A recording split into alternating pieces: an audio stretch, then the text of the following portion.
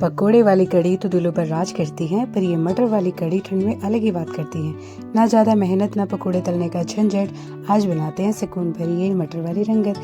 Hello दोस्तों, स्वागत है आपका मेरे चैनल में। आज बना रहे हैं हम मटर वाली कढ़ी।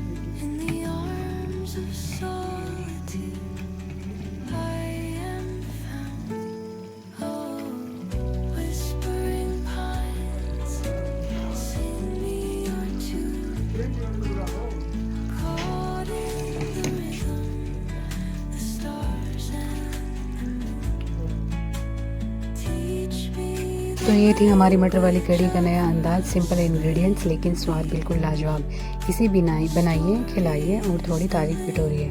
मिलते हैं अगली रेसिपी में, तब तक के लिए बनाते रहिए, खाते रहिए। और मेरी रेसिपी अच्छी लगी तो चैनल को सब्सक्राइब करना ना भूलें, लाइक करें, कमेंट करें, शेयर करें। मिलते हैं नेक्स्ट वीडियो में।